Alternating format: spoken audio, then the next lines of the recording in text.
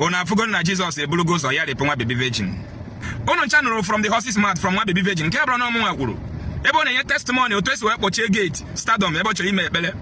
Na enye order na commissioner kpọ na phone. We say na power nye order dey above him, not as from above. Na ha man no say na stardom we ime ekpele. Na kpori on Thursday. Na we bewe. Na we gbari ba me everything ya game no way. Inege kwanti nwa baby virgin no. Me everything no game no way. Till Friday ekpele bidogolu. Nya chief ye me ya mara ya kpọ governor of Anambra State, Governor Soludo.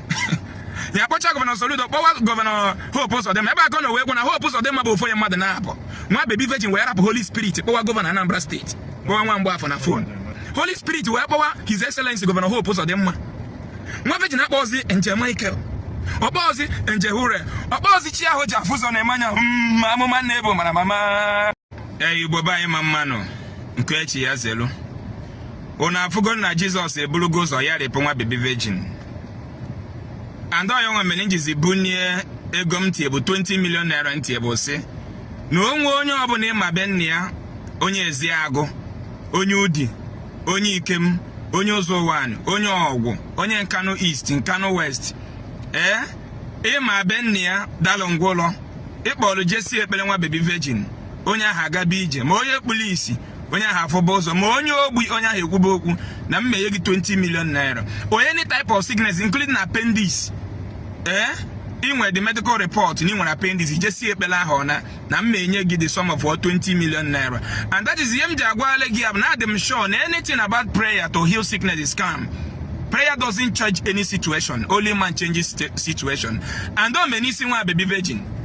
Ono channel from the horse's mouth from one baby virgin. Ke abro na omo agwuru. Ebe ona ye testimony otu esi we kpochie gate stardom ebe chori ime ekpele. Na enye order na commissioner kpọ na phone.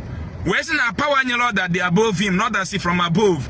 Na ha man no say na stardom we ime ekpele. Na kpori on Thursday. Na we bewe. Na we gbari ba me everything ya game no way. Inege kwanti nwa baby virgin no. Me everything no game no way. Till Friday ekpele bidogolu. Nya chief ye me ya mara ya kpọwa Governor of Anambra State, Governor Soludo.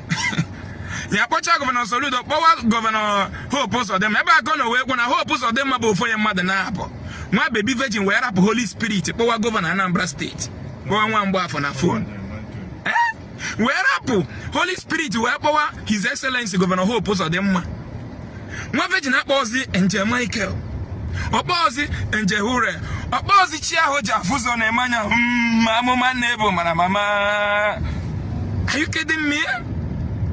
So Jesus rapụgodi ime miracle wee chewe ka mmadụ bịa mee the miracle. Ihe nje gwa gị na mmadụ ga-azọpụta gị. And that is why our ancestors ji gwa anyị na ọkọ gị gakwuru mmadụ ibe gị ka ọkọ gị. If ihe niile unu na-ezuzu na unu eje ekperebe eje unu, you guys are fools. Fools and fools.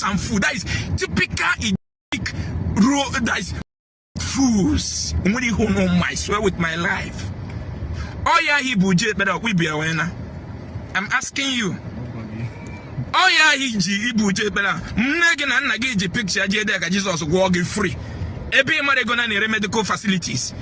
Full MRI machine almost $500 million. Jesus was all free. Mana Christians say go medicine and buy no na Saudi Arabia now one the Muslim oya. The medical doctors that are Christians in Nigeria are right now in Saudi Arabia healing the Muslims.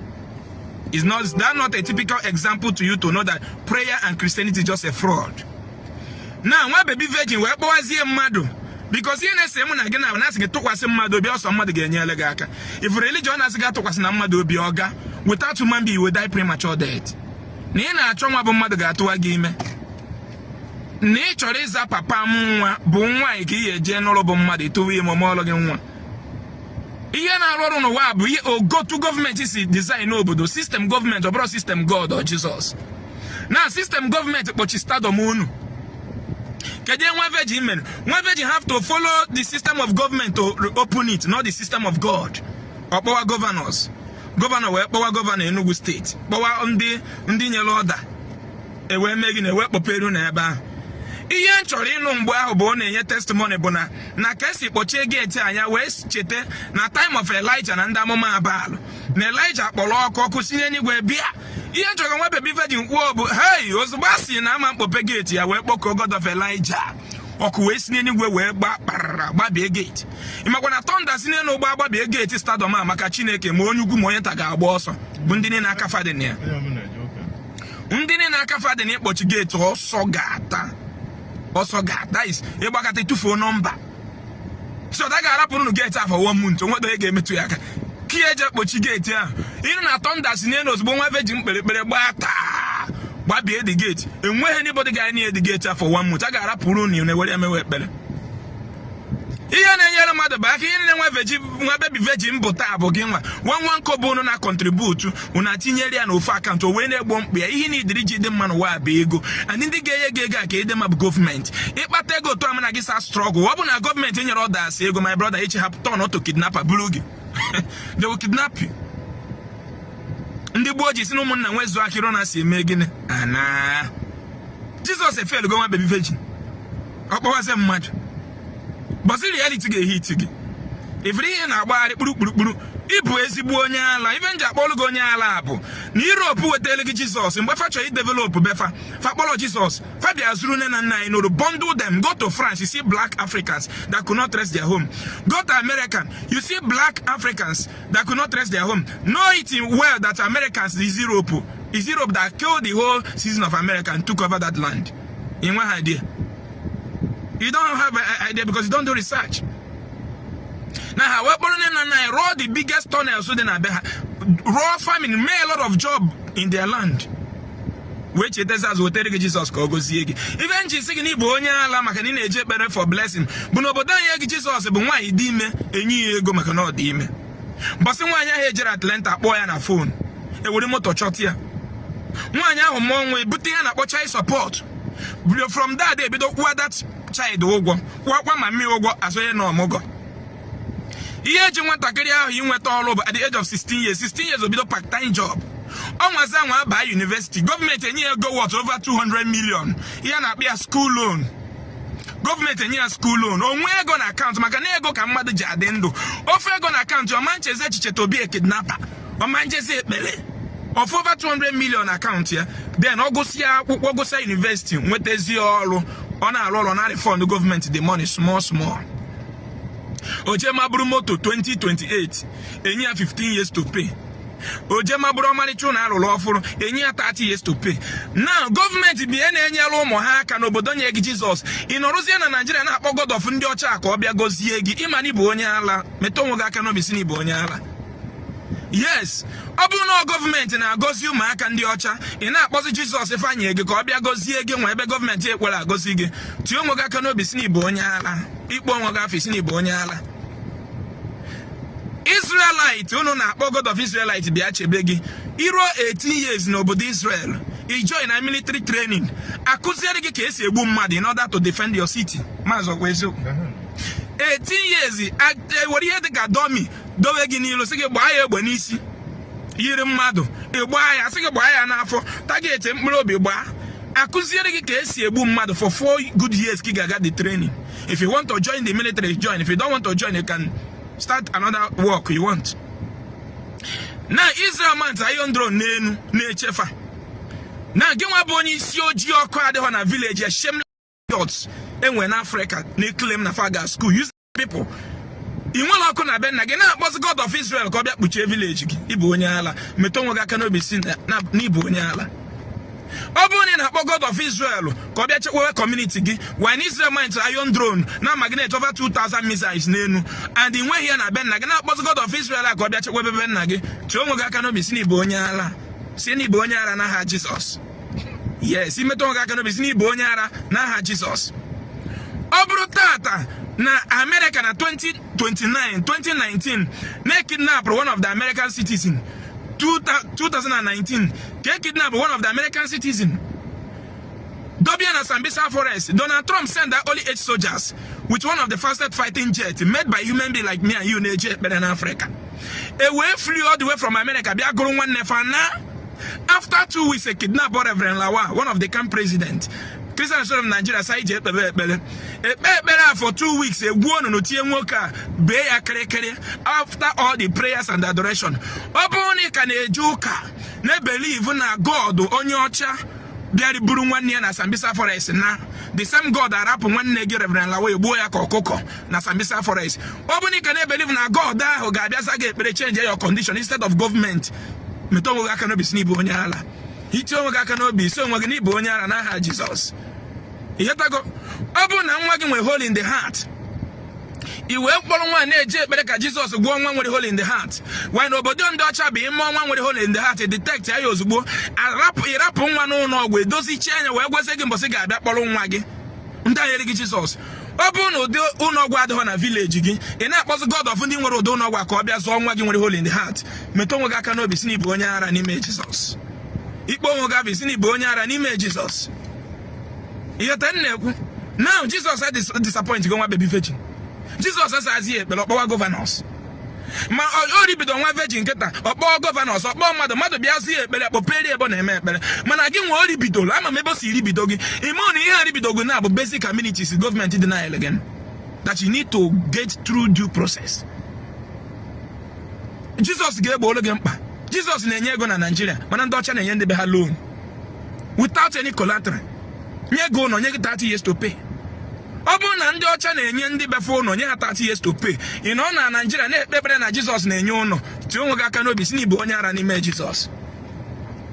Ọ bụ na ihe eji mmadụ inweta ọrụ n'obodo Igbo bụ age. Iro 16 years bido part-time job and the village ga-enwere factory ebe ga-produce akwa to employ you. Mana ị na-eje ekpere every spirit iji akara aka gị nwetara as a graduate. Ọ bụ na ị ka na-ekpe ude ekpere a ka Jesus nye gị ọrụ as a graduate. Mana ị nwere factory na be nna gị. Tie onwe gị aka n'obi si n'ịbụ onye ara n'ime Jesus. Bụ onwe gị afa si na abụ m ezigbote onye ara n'ime Jesus. Understand? Ọ bụ na Dubai na amalọ Jesus bụ ịnụ nwaanyị na Dubai, gọọmenti egego what 35 million naira. Then gị nwa nụrụ nwaanyị ọfụ na Nigeria ebe ọrụ adọrọ ejewe adoration ka ichi nye aka ka Jesus gọzie gị na nwunye gị. Metụ onwe gị aka n'obi si n'ịbụ onye ara n'ime Jesus. Si n'ịbụ onye ara n'ime Jesus, and na aha Jesus n'ịbụ onye ara.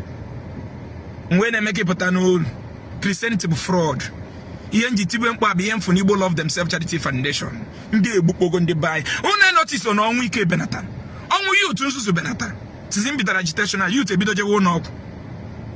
Youth ebido jewe ụlọ ọgwụ. I can show you thousands of surgeries I made through our NGO. Mana nsi gị prove I'm wrong. Without one evidence of a cripple and a blind and that again his or her side. Na na-ezu people only.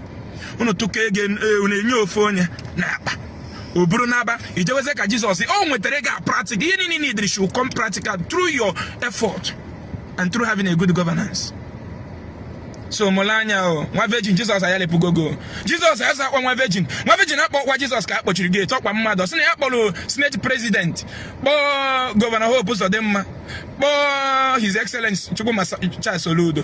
Why no nwezi information kpọrọ Holy Ghost ọkpọọzọ Elijah kpọtụ Bible mana ọ na-ekpọtụrụ go Bible ọ sị gị Chineke n'uti I am healed 7 times free of charge. I am healed 7 times. Thank God na mfụkwuru nwanne anyị nwoke na-akpọga ndị na-akpọpụta ndị kidney ndị nwere kidney problem na atụrụ ha ego. Afụkwụ m ya n'ụlọ ekpere at least o kwesị mobilize about 30 people or 50 people nwere kidney problem bịa ebe ahụ ka a heal ọ.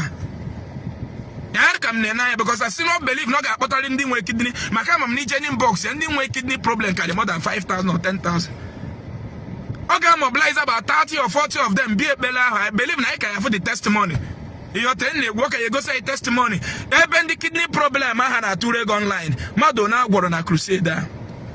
Susu ariba bosi reality ga-apịa gị bosa ga diagnose gị kidney problem, liver cirrhosis, intestinal obstruction, ije nwe olive oil mewe ekpere iche na ebete ihe ụwa na-akwa nwanne phone ga anyụọ the same way Donald Trump si charge nke gị esi charge nke gị the same way Mathias Ezeaku si charge nke enwere nke ibete na akwa. You must survive. America bụ Christian country, Dubai Muslim country, Saudi Arabia Muslim country. The same pattern we problem na America we pray na Dubai. That is why your medical doctor as a Christian na Nigeria na arụrụta na America na arụkwa na Saudi Arabia bụ Muslim. Because na government the said go ka system ga-esi rụọ ọrụ mmadụ bata dị obiama na mmadụ na-ewepụ obiam na ọ bụ Jesus. But see reality ga but say ga-amụta nwa nwe hole in the heart or you go pray tired. But see ga-enwe tumor Mbosaga amuiga amutanwa bo over bow leg. One day you go pray tire. Mbosige nwoya nwela afa. Oyira kabashi da la ba ba ba ba ba. Mbosige nwoya nwela afa. You understand that Ezeaku loves you so much. Provide one crippled person now, you hear in that prayer. One blind person. I have moved the money from 20 million to 50 million. You will take 50 million. Cash. Give us one evidence. In this video, I'm going to show you 2 evidence of people I have healed through surgery in the hospital. Just 2 or 3 of them. This man you are seeing here has been blind from Umoji. For 9 years, he could not see. But look at the man after the surgery. The man can see clearly. This woman now have carried this thing for years in her stomach. Can you see the woman now? The surgery was done and dusted. This little baby you are seeing here, this tumor grew after 3 weeks. They gave birth to her. Look at the surgery was done and dusted. The baby is now a new creature. Show me one of the evidence. I come and take 20 million. I don't show you 3 evidence. Show me one. Mugus. Mugus in name Jesus. Mugu. Now they call you God. Come and bless me. Yeah. Jesus on your chakra. New design iPhone 20 to make billions from you. On your channel, the whole non Africa. When our ancestors were practicing our culture and tradition, they built a house. One of the most strongest house on earth is a bulletproof house. They build it and use detect a grass that can use to cover the house and it will not leak water. That is science. Using what you have to solve your problem. That is what makes a nation rich. When I come demonize all those things. Now, as a graduate, produce one thing that we can use to help other countries. If pregnant mothers in China now depend on Africa to survive, you will give them prayer. You will then say you'll be what God cannot do, does not exist. You'll be we cuckoo. You they fly, we move. You'll be where we move. But the Chinese are busy producing surgical items that will be used to save you tomorrow as a pregnant mother. Provide one evidence. Take 50 million. Governors answer the prayer of one virgin, and now he's calling Jesus to answer your own prayer. My brother.